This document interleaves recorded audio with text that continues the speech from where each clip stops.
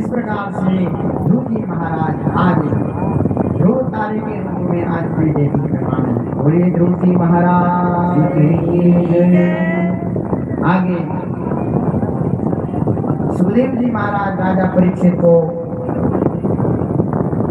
यहाँ इनके जो दूसरे भाई हैं प्रियव्रत जी महाराज की कथा श्रवण कराते हैं। प्रियव्रत जी महाराज की भगवत भक्त तो है, लेकिन एक बार इन्होंने विचार किया कि ये रात्रि क्यों होती है, मैं रात्रि होने नहीं दूंगा। इसलिए इन्होंने एक रथ का निर्माण किया। उस रथ पे सूर्य भगवान की परिक्रमा करने लगे, दीक्षा करने लगे कि मैं रात्रि होने नहीं दूंगा। इससे 7 द्वीप और 7 समुद्र उस रथ के पहिए से निर्मित हुए और 7 द्वीप हुए। उसमें जो ये द्वीप है इसको जम्बू द्वीप कहते हैं।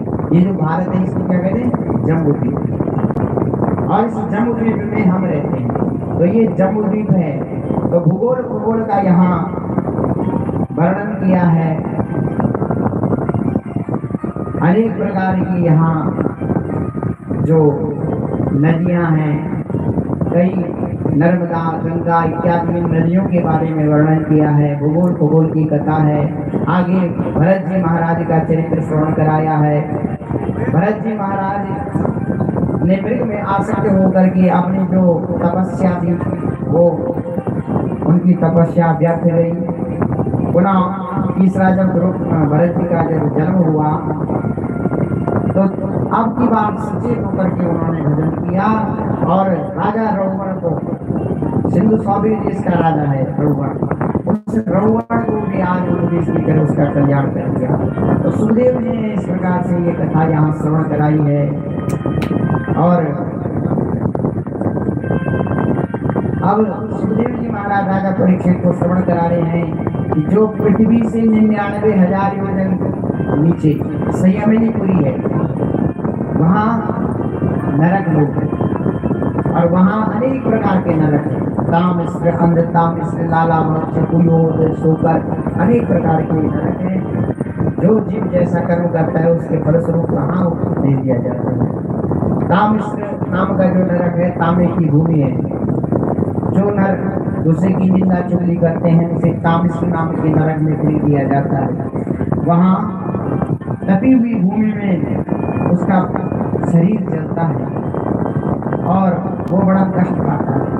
कुयोद नाम का नरक है, पाप की नदी है। उस नदी में उन जीवों को फेंक दिया जाता है जो दूसरे जीव की हिंसा करते हैं। इस प्रकार से 28 प्रकार से प्रमुख रूप से नरकों के बारे में यहाँ सुखदेव जी ने वर्णन किया। जब राजा परीक्षित को नरकों के बारे में यहाँ सुखदेव जी बता रहे थे तो यहाँ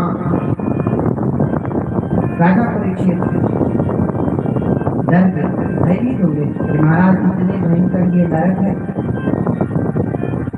तो यहाँ सुखदेव जी ने कहा कि राजेंद्र, भगवान ने जो ये नरक बनाए हैं ये जीव के कल्याण के लिए बनाए हैं।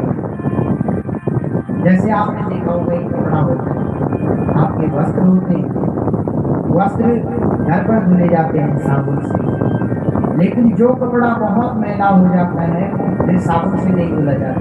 कहाँ धुला जाता है? इसमें बहुत दाम था। उसको फिर धुलने के लिए एक स्थान बनाया, उसका नाम है धोबी घाट। वो कपड़ा जो कहीं नहीं धुलता है वो कहाँ धुलता है? धोबी घाट। ऐसे ही जब जीव संसार में रह करके प्रायश्चित के साबुन से अगर उस ये शरीर रूपी कपड़ा है इस कपड़े को धो दे तो उसका घड़ी पर काम बन जाता है। लेकिन अगर प्रायश्चित नहीं करते हैं, प्रायश्चित करके अगर इस शरीर रूपी कपड़े को नहीं धोया तो फिर भगवान ने वो धोबी घाट बनाया है, वही नरक धोबी घाट है। और फिर वहाँ जैसे धोबी घाट का कपड़ा धोबी पछाड़ता है वैसे ही गति वहाँ होती है। इसलिए सुखदेव जी कहते हैं राजन ये तो जीव के कल्याण के लिए है। तो यहाँ सुखदेव जी से राजा परीक्षित ने कहा कि महाराज मुझे तो आप बस ऐसा कोई साबुन बताइए जिससे घर पे रहते ही दाल बन जाए और ये व्यर्थ की झंझट में